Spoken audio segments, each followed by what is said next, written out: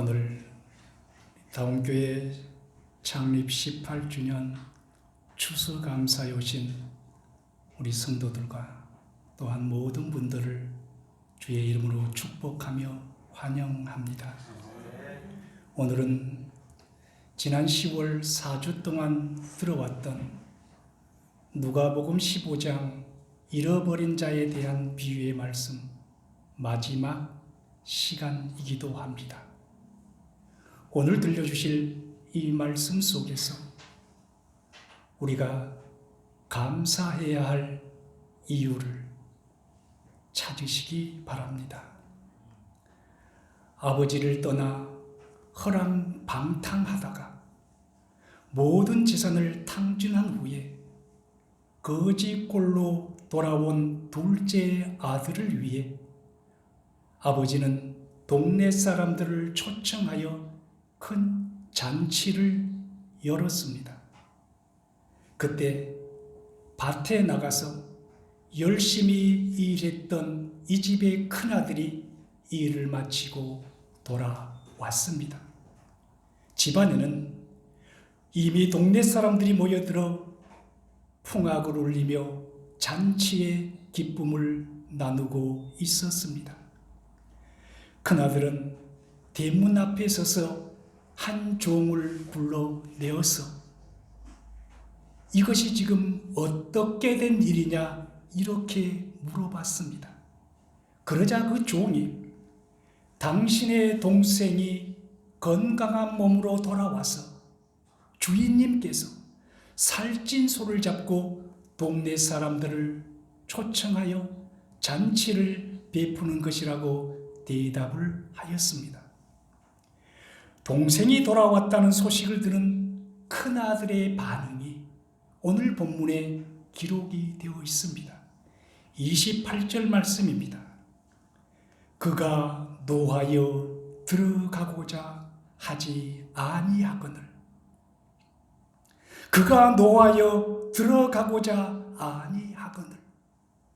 집을 나가 아버지의 예를 태웠던 동생이 돌아왔다면 당연히 기뻐해야 할 일인데 큰아들은 지금 오히려 분노하고 있습니다. 동생이 건강한 몸으로 돌아온 것이 왜 분노할 일인지 모르겠지만 동생이 돌아왔다는 이 기쁜 소식을 들은 큰아들의 반응은 분노하며 집 안으로 들어가지 않으려는 것이었습니다. 나갔던 둘째 아들이 돌아오니까 이제는 집에 있던 큰아들이 집에 들어오려고 하지 않습니다. 창립 18주년 추수 감사 예배를 드리는 사랑하는 다운교회 성도 여러분, 우리는 여기서 은혜의 자리에 있으면서도 감사를 모르는 큰아들의 모습을 봅니다. 동생이 돌아오자 아버지는 동네 사람들을 초청하여 잔치를 열었습니다. 우리는 잔치를 베푸는 이 모습 속에서 동생이 돌아온 것을 얼마나 기뻐하는지 그 아버지의 심정을 충분히 읽어낼 수가 있습니다. 그런데 이 집의 큰아들은 전혀 감사하거나 기쁘지가 않습니다. 그가 왜 기쁘지 않는지, 그가 왜 분노하는지 그 이유를 한번 우리는 들어봐야 하지 않겠습니까? 29절과 30절 말씀입니다. 내가 여러 해 아버지를 섬겨 명을 어김이 없거늘 내게는 염소 새끼라도 주어 나와 내 벗으로 즐기게 하신 일이 없더니 아버지의 살림을 창녀들과 함께 삼켜버린 이 아들이 돌아오매 이를 위하여 살찐 송아지를 잡으셨나이다. 이 말씀이 바로 큰아들이 분노하고 있는 이유입니다.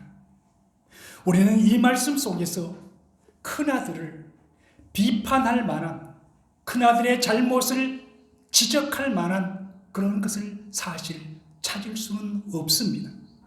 큰아들이 여러 해 아버지를 섬겨왔던 것도 사실입니다. 또한 그런 아들에게 아버지는 염소 새끼 한 마리 선물로 내주어서 네 친구들과 함께 맛있게 먹어라 이러면서 주지 않은 것도 사실인 것 같습니다.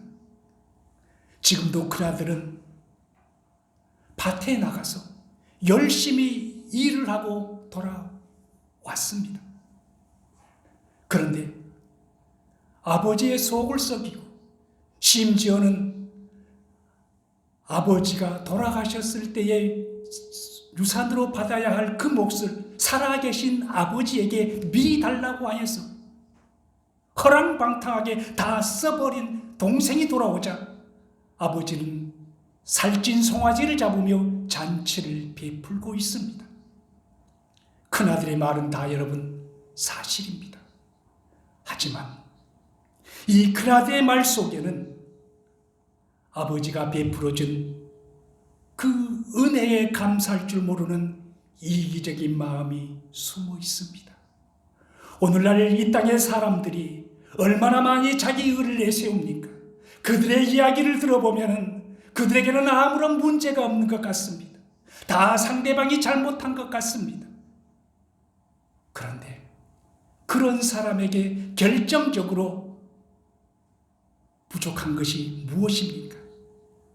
자기 자신밖에 모르는 이기적인 마음이 있다는 말씀입니다. 잃어버린 줄 알았던 동생이 돌아왔다면 마땅히 기뻐하고 감사해야 할 일입니다. 한 핏줄을 이어받은 형제입니다. 그런데 큰아들은 기쁨과 감사 대신 분노하고 있습니다. 사랑하는 성도 여러분, 우리는 하나님께서 베풀어 주신 그 하예 같은 은혜 속에 살면서 내 주변에 있는 사소한 문제, 작은 그러한 허물 때문에 나의 모든 것을 폭발하며 분노한 삶을 살고 있지는 않습니까? 내가 감사해야 할 이유가 99%인데 1%의 그 불만 때문에 불평을 99% 이상 하며 살지 않았느냐는 말씀입니다.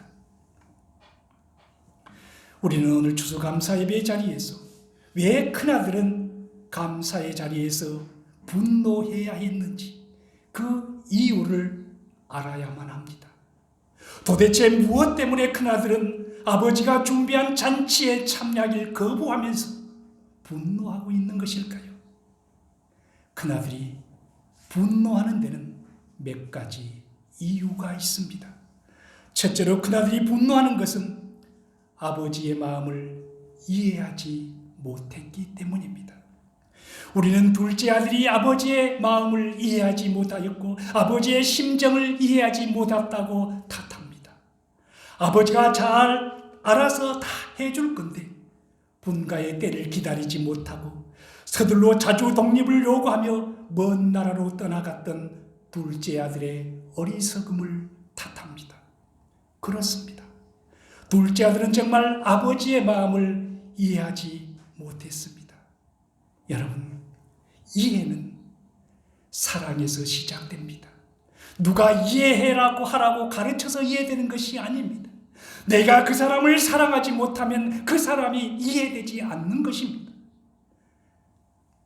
그렇다면 둘째 아들이 아버지를 이해하지 못하는 건 아버지에 대한 사랑이 없었기 때문일 것입니다.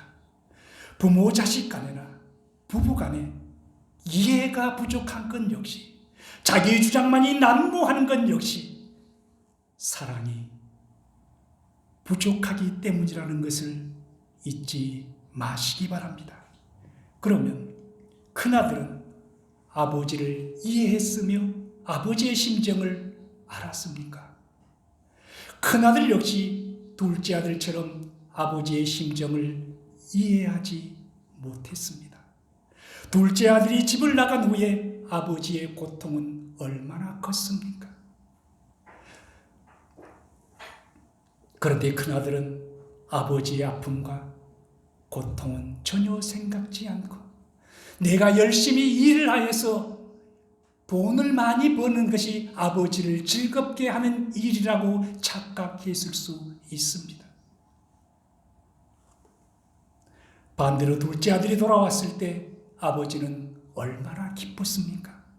그러나 그나들은 아버지가 기뻐하는 그 기쁨의 자리에 함께하지 못했습니다. 그나들 역시 집 나간 동생처럼 아버지를 향한 사랑이 없었다는 말씀입니다. 두 아들 다 아버지의 마음을 이해하지 못했습니다. 다시 말씀드리면 두 아들 다 아버지를 사랑하지 못했습니다. 이해와 배려가 없는 곳에는 사랑이 없고, 사랑이 없는 곳에는 감사가 없습니다. 다시 한번 아멘이 안 나오니까 한번 따라 하겠습니다. 이해와 배려가 없는 곳에는 사랑이 없고, 이것도 잘 못 따라합니까? 다시 한번. 이해와 배려가 없는 곳에는 사랑이 없고, 이해와 배려가 없는 곳에는 사랑이 없고, 사랑이 없는 곳에는 감사가 없습니다. 사랑이 없는 곳에는 감사가 없습니다. 아멘. 큰아들은 아버지께 내가 여러 해 아버지를 섬겨 명을 어김이 없었다고 말합니다. 하지만 큰아들은 지금도 아버지의 명을 어기고 있습니다. 아버지는 큰아들에게 동생이 돌아온 기쁨을 함께 나누자고 말하지만 큰아들은 아버지와 함께 기뻐하는 것을 거절하며 집 안으로 들어오려고 하지 않습니다. 아버지의 명을 거역하고 있습니다. 그러면서도 아버지의 명을 어긴 적이 없다고 말합니다. 다시 한번 누가복음 15장 1절과 2절 말씀을 보겠습니다. 모든 세리와 죄인들이 말씀을 들으러 가까이 나오니 바리새인과 서기관들이 원망하여 가로되 이 사람이 죄인을 영접하고 음식을 같이 먹는다 하더라. 예수님께서는 죄인과 세리가 예수님을 찾아오자 그들을 배척하지 않고 따뜻하게 영접해 주었습니다. 맞이해 주었습니다. 세리와 죄인을 비유적으로 표현해 놓은 것이 바로 누구입니까? 둘째 아들입니다. 예수님께서 세리와 죄인을 영접하였을 때 바리새인과 서기관들이 가장 날카롭게 비판하였던 것처럼 아버지가 둘째 아들을 영접하자 동네 사람들까지 다 기뻐하는 그 자리에 가장 날카로운 비판을 아버지에게 퍼붓고 있는 아들이 그 집의 장남인 큰아들이었습니다. 바리새인과 서기관들이 스스로 의로운 사람이라고 착각하고 있었던 것처럼 큰아들 역시 자기는 여러 해 아버지를 섬겨 명을 어김이 없고 아버지 앞에 성실하고 효자였다라는 것을 항변하면서 동생을 창녀와 함께 아버지의 살림을 탕진해버린 그런 배은망덕한 아들로 매도하고 있습니다.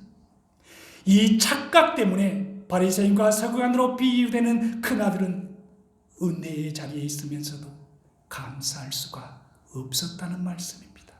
사랑하는 성도 여러분, 착각하지 마시기 바랍니다. 우리는 죄인이었습니다. 우리는 하나님의 은혜의 자리에 앉을 수가 없었던 자였습니다. 내가 예배드렸다고, 내가 기도했다고, 내가 하나님을 믿는다고 하나님이 나를 의롭게 여겨주신 줄 아십니까? 그런 착각하지 마시기 바랍니다. 허랑방탕한 삶을 살던 둘째 아들을 아무 이유 없이 아무 조건 없이 받아들였던 그 사랑이 바로 하나님의 사랑이었음을 아시기 바랍니다. 이것을 아는 사람은 감사할 수가 있습니다.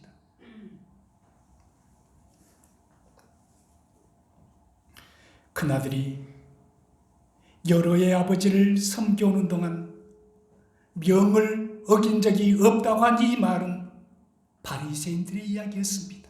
서기관들의 이야기였습니다.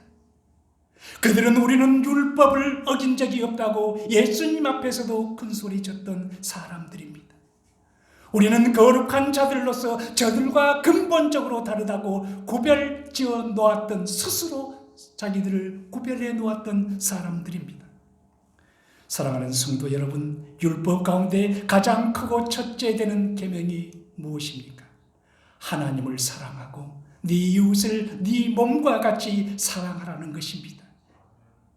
이것이 가장 크고 첫 번째 되는 계명입니다. 사랑은 율법의 완성입니다.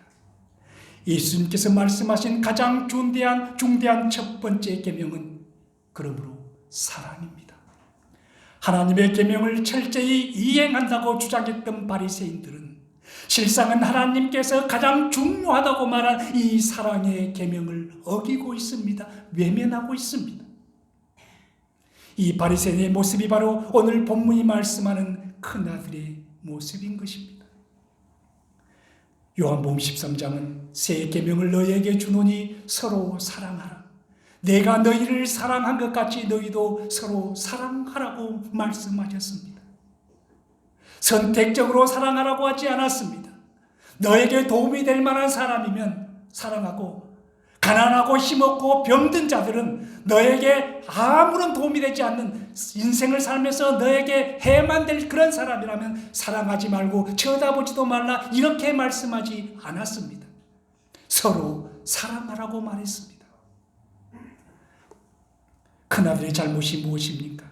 아버지의 모든 계명에 순종했다고 하지만 가장 중요한 계명은 아버지를 사랑하지 못했습니다. 하나밖에 없는 자기의 동생도 사랑하지 못했습니다. 큰아들이 여러의 아버지를 섬겼다고 말하지만 여러분, 무엇인가를 기대하면서 무엇인가를 대가를 바라면서 하는 그 섬김은 올바른 섬김이 아닙니다. 큰아들은 아버지를 염소 새끼 한 마리 안 주는 인색한 분으로 매도하고 있습니다. 큰아들이 이렇게 고백하는 것은 그가 아버지를 사랑하는 그 사랑, 또는 아버지의 은혜에 감사하는 그 감사 때문에 일한 것이 아니라는 것을 충분히 증명하고도 남습니다. 그는 아버지를 향한 사랑 때문에 일한 것이 아니었습니다. 자기의 의를 드러내기 위하여서, 오직 자기 자신을 위해서 일했을 뿐입니다. 그런데 아버지가 그런 자기를 알아주지 않는다는 생각이 들자 숨어있던 분노가 폭발합니다. 그런 중심을 가지고 있는 사람이 어떻게 감사할 수가 있겠습니까? 기억하시기 바랍니다. 자기중심적인 사람은 감사할 수가 없습니다. 성공도 내가 노력해서 한 것이고, 내가 남보다 잘 사는 것은 내가 남보다 더 많이 노력했기 때문에, 더 많이 애썼기 때문에 잘 살게 되었고, 부를 이루게 되었고, 건강도 내가 남들보다 더 건강식품을 많이 먹고 지켰기 때문에, 다 내가 했기 때문에 건강하게 되었다라고 생각하는 사람이 누구에게 감사할 수가 있겠습니까? 다 내가 잘해서 내가 잘나서 한 것인데. 그런데 내가 누리고 있는 이 모든 것들이 당연한 것이 아니라 하나님의 은혜였다는 것을 아십니까? 하나님께서 나에게 건강을 주시지 않았다면 내가 어떻게 열심히 일할 수가 있겠습니까? 내가 노력했다고요? 내가 열심히 남보다 일했다고요? 맞습니다. 그런데 하나님께서 건강 주시지 않았다면 그 일할 수가 있었겠습니까? 하나님께서 햇볕과 비와 바람을 주지 않았다면 어떻게 우리가 풍성한 과일을 얻을 수가 있겠습니까? 우리는 밭을 일굴 수가 있습니다. 씨를 뿌릴 수도 있습니다. 그 씨앗이 자라날 수 있도록 물을 주고 가꿀 수도 있습니다. 그런데 하나님께서 햇볕을 주시지 않았다면 그 나무는 어떻게 자랄 수가 있겠습니까? 우리는 자라게 할 수가 없습니다. 꽃을 피우게 할 수도 없습니다. 열매를 맺게 할 수도 없습니다. 여기에 있는 이 과일들을 누가 만들어낼 수가 있겠습니까?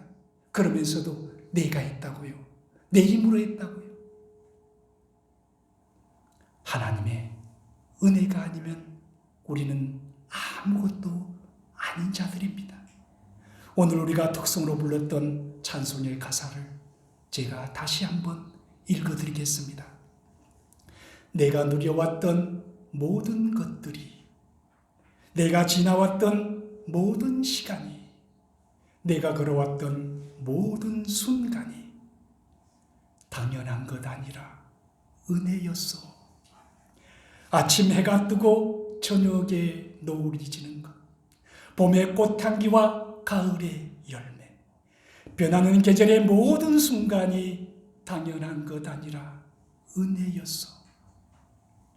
내가 이 땅에 태어나 사는 것, 어린아이 시절과 지금까지 숨을 쉬며 살며 꿈을 꾸는 삶을 사는 것, 당연한 것 아니라 은혜였소.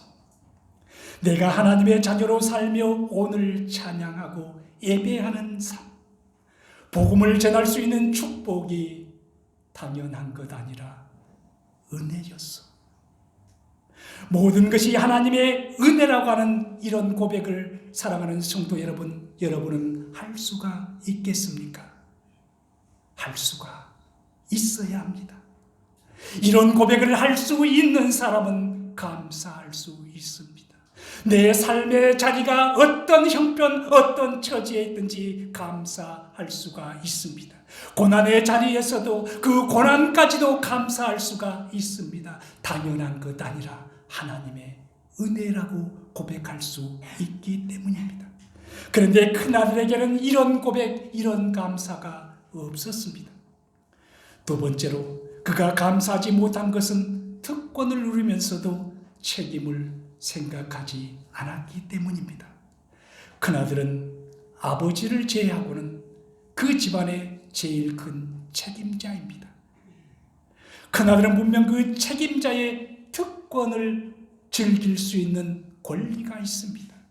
그리고 누구보다도 그 특권을 즐기며 누려왔습니다. 그런데 그 특권과 동시에 큰아들로서 짊어져야 할 책임자의 의무도 있는 것입니다. 둘째 아들이 집을 나갔을 때 둘째를 찾는 일은 아버지만 찾아야 하는 것이 아니라 큰아들에게도 그 책임은 있었습니다. 아버지가 둘째가 집을 나간 후에 웃음을 잃어버렸습니다. 아버지는 날마다 해가 질 무렵이면 동네 여기에 넘어오는 그 동네 작은 동산을 바라보며 혹시 집 나간 둘째가 돌아오지 않을까 날마다 먼 산을 바라보는 그 모습을 이 큰아들은 가장 가까이에서 바라보았습니다. 큰아들이 동생을 찾을 책임이 분명히 있었습니다. 또한 동생이 돌아왔을 때 환영하는 것도 아버지 혼자만의 일이 아니라 함께 기뻐해야 할 일이었습니다. 그 가정의 장남으로 그는 당연히 동생을 환영해야 할 책임이 있었습니다. 큰아들이 자기 동생을 어떻게 불렀는지 한번 보십시오. 30절 말씀을 한번 봅니다. 아버지의 살림을 창녀와 함께 삼켜버린 이 아들이 이렇게 부르고 있습니다. 자기 동생이라고 하지 않습니다. 이 아들이 이렇게 이야기합니다. 이 말씀, 이 아들이라고 하는 말씀을 헬라어 원문을 보면 당신의 아들입니다. 자기 동생이 아니라는 것입니다. 아버지의 아들일 뿐이라는 것입니다. 아버지의 아들이 돌아왔다는 것입니다. 나와는 하등의 상관이 없다는 것입니다. 한 번도 큰아들의 입에서 둘째를 자기 동생이라고 인정하는 단어가 없습니다. 반면에 아버지는 그런 큰아들에게 둘째는 너와 한필을 가진 동생임을 계속해서 강조하고 있습니다. 네 동생은 죽었다가 다시 살아났으며 잃었다가 다시 얻은 것이 아니냐. 네 동생은 죽었다가 다시 살았으며 잃었다가 다시 얻은 것이 아니냐며 설득하지 하지만 아버지의 살림을 창녀와 함께 삼켜버린 당신의 아들, 이것이 동생을 향한 큰아들의 생각이었습니다. 그렇다면 정말로 동생이 아버지의 살림을 창녀와 함께 삼켜버렸을까요? 그렇지가 않습니다. 30절의 이 말씀과 12절의 말씀을 한번 비교해 보겠습니다. 그 둘째가 아버지에게 말하되 아버지여 재산 중에서 내게 돌아올 분깃을 내게 주소서. 자, 둘째가 지금 집을 나가기 전에 아버지에게 내게 돌아올 분깃을 내게 달라고 이야기합니다. 그러니까 둘째가 가지고 갔던 것은 자기의 재산, 자기에게 돌아올 자기의 몫입니다. 아버지의 살림이 아닙니다. 그렇지 않습니까? 그런데 지금 아버지의 살림을 창녀와 함께 삼켜버렸다고 이야기합니다. 과장하고 있습니다. 동생의 잘못을 좀 더 과장해보려는 심리가 큰아들의 마음속에 있었다는 말씀입니다. 또한 아버지의 살림을 창녀와 함께 삼켜버렸다는 이 말도 사실일 수도 있지만은 사실이 아닐 가능성이 훨씬 더 많습니다. 탕자의 이야기를 읽어보면 동생이 창녀와 함께 있었다는 말은 어디에도 나오지 않습니다. 물론 허랑방탕하였단 말은 있습니다. 그러므로 창녀와 함께 그 재산을 다 써버릴 수도 물론 있을 것입니다. 그렇지만 그렇지 않을 수도 있습니다. 만약 30절의 이 말씀이 사실이라면 정말 동생이 창녀와 함께 그가 가진 재산을 다 탕진해버린 것이 사실이라고 한다면 큰아들은 더 나쁜 사람 아닙니까? 아버지가 그렇게 애타게 찾고 있는데 어디서 무엇을 하고 있는지 알았다는 말 아닙니까? 동생이 창녀와 함께 있었다는 이 소식을 정말로 그가 들었다고 한다면 그는 그 즉시 동생을 찾으러 나가야 맞지 않겠습니까? 이래야 효자 아닙니까? 그런데 동생이 어디서 뭘 하고 있는지 다 알면서 아버지가 그렇게 애타게 찾고 있고 가슴을 쓸어내리며 기쁨을 잃어버린 삶을 살고 있는 모습을 가장 가까이에서 보고 있으면서도 동생을 찾아 나서지 않았다면 더 큰 문제가 있는 것이 아니냐는 말씀입니다. 세 번째로 큰아들이 감사할 수 없었던 것은 잔치의 의미를 몰랐기 때문입니다. 아버지가 왜 잔치를 열었을까요? 여러분, 아버지가 지금 왜 잔치를 열었습니까? 둘째 아들을 격려하기 위해서일 것입니다. 이제는 아버지라고 부를 수 없고 나를 종으로 써달라는 이 아들에게 힘을 주기 위해서 너는 여전히 내 아들이라고 하는 것을 증명하기 위해서 잔치를 열었을 것입니다. 그러나 그것보다 더 큰 이유는 아버지가 좋아서 잔치를 연 것입니다. 아버지가 기뻐서 연 것입니다. 아들이 돌아왔을 때 돌아온 아들보다 더 기뻐했던 분이 아버지였습니다. 오늘 본문 32절은 이렇게 말씀합니다. 이 네 동생은 죽었다가 살아났으며 내가 잃었다가 얻었기로 우리가 즐거워하고 기뻐하는 것이 마땅하다고 이야기합니다. 기뻐하고 즐거워하는 것이 마땅하다는 이 말씀이 바로 잔치를 연 이유였습니다. 그런데 큰아들은 이 잔치의 의미를 몰랐습니다. 그런 아버지가 동생을 위해서 돈을 쓰는 것이 못마땅했을 것입니다. 자기의 몫을 이미 다 받아갔고 그것을 자기 스스로 다 써버렸기 때문에 동생에게는 한 푼도 줘서는 안 된다는 것이 큰아들의 생각이었습니다. 그런데 아버지는 그런 동생이 돌아오니까는 살찐 송아지를 잡고 잔치를 엽니다. 그 모습에 화가 났을 것입니다. 이 모습에 화가 난다. 나보다도 아버지가 내 동생을 더 위하는 것 같은 그 모습에 화가 난다. 여러분, 이것이 바로 사랑이 결핍된 사람에게서 나타나는 현상입니다. 우리도 하나님의 사랑이 결핍되어 있으면 이럴 수 있습니다. 남이 잘 되는 것이 시샘이 나거나 배가 아프면 그것은 나에게 그 사람을 향한 사랑이 없다는 증거입니다. 부모 형제 간에도 애가 아닙니다. 부모 자식 간에도 애가 아닙니다. 내 형제가 나보다 더 잘 살면 그 모습이 혹시 시샘이 나고 배가 아픕니까? 그 즉시 회개해야 합니다. 나에게 내 형을 또는 내 동생을 내 아버지를 내 누구를 사랑하는 마음이 결핍되어 있구나. 그렇다고 한다면 이 결핍된 사랑 속에서 나는 감사의 삶을 살지 못하겠구나. 하나님 앞에 우리는 이 모습이 정말 느껴질 때마다 회개해야 마땅합니다. 성경에 나타난 아버지는 속이 넓은 분이었습니다. 큰아들이 노하여 들어오지 않자 이제 아버지가 밖으로 나갑니다. 아버지는 화를 내지 않습니다. 네 마음대로 해라. 들어오든 말든 그것은 네 판단이야. 이렇게 말하지 않습니다. 아버지가 밖으로 나갑니다. 이것이 부모의 심정이고 하나님의 마음입니다.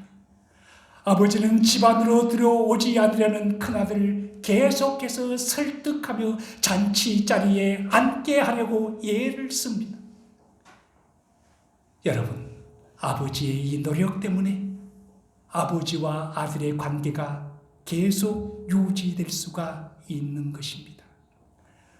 우리가 하나님 앞에 여전히 죄를 범하면서 하나님의 곁을 떠나는 삶을 살지만 그리스도 중심의 삶을 살지 못하고 있지만 여전히 하나님께서는 이런 우리를 참아주시고 기다려주시고 애야 그렇지 말고 나와 함께 가자라고 설득하는 이 하나님의 은혜와 사랑 때문에 우리는 하나님의 자녀의 자리에 지금까지 있을 수가 있는 것입니다.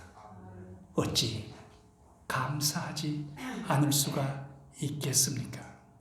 오늘 본문이 들려주는 이 큰아들의 모습이 혹시 나의 모습이며 우리 성도들의 모습은 아닙니까? 물론 지금 예수님께서 비유로 말씀하신 이 큰아들은 바리새인과 서기관들입니다. 그러나 이 바리새인의 얼굴은 먼저 믿는 우리의 얼굴일 수가 있다는 사실을 오늘 말씀 속에서 발견할 수 있기를 원합니다. 우리는 이 비유 말씀 속에서 우리가 들어야 할 하나님의 음성은 어떤 음성입니까? 오늘 이 말씀을 통해서 하나님께서는 우리에게 무엇을 말씀하고자 하는 것입니까? 큰아들로서 특권만 주장하지 말고 책임을 다 하라 하십니다. 아버지가 말씀하시기 전에 우리 스스로 잃어버린 동생들, 다시 말씀드리면 하나님을 모르는 부모, 형제, 이웃을 찾아 나서라 말씀합니다. 한 영혼이 하나님의 품으로 돌아올 때 내일처럼 기뻐하며 함께 잔치상에 앉으라 이야기합니다. 나는 전도 못하는데 저 사람은 전도하구나 하고 불평하지 말고 누군가가 한 영혼이 하나님의 품으로 돌아왔을 때 온 공동체가 함께 기뻐하며 한 잔치자리에 앉을 수 있는 이 모습을 하나님은 보고 싶어 합니다. 우리는 큰아들입니다. 먼저 큰아들의 자리에 있게 된 것을 감사합시다. 우리가 여기까지 올 수 있었던 것은 하나님의 은혜이기 때문입니다. 여러분이 어떻게 하나님을 만날 수 있었습니까? 여러분이 스스로 선택했다고 지금도 생각하는 사람이 없기를 바랍니다. 하나님께서 나를 불러주시지 않았다면 나는 하나님을 믿을 수가 없습니다. 내 스스로 선택했다고 한다면 지금 오늘 나가 수많은 사람들 앞에 예수 믿으세요 이 말하면 다 돌아와야 하지 않겠습니까? 하나님이 선택하지 않는 사람은 돌아올 수가 없습니다. 하나님을 아버지라고 부를 수 있는 사람은 하나님께서 선택한 사람입니다.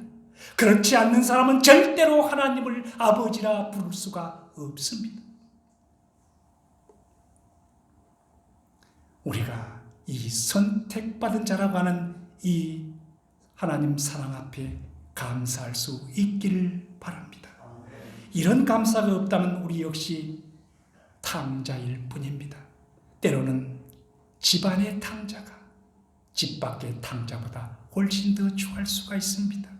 다시 말씀드립니다. 어설프게 예수 믿는 사람, 예수를 전혀 모르는 사람보다 더 악할 수가 있습니다. 그런 사람은 불가능할 수가 있습니다. 전도를 하면은 나도 안다라고 이야기합니다. 집안의 탕자가 집 밖의 탕자보다 더 수 있다는 이 사실을 깊이 있게 묵상하시기 바랍니다. 기도하겠습니다. 하나님,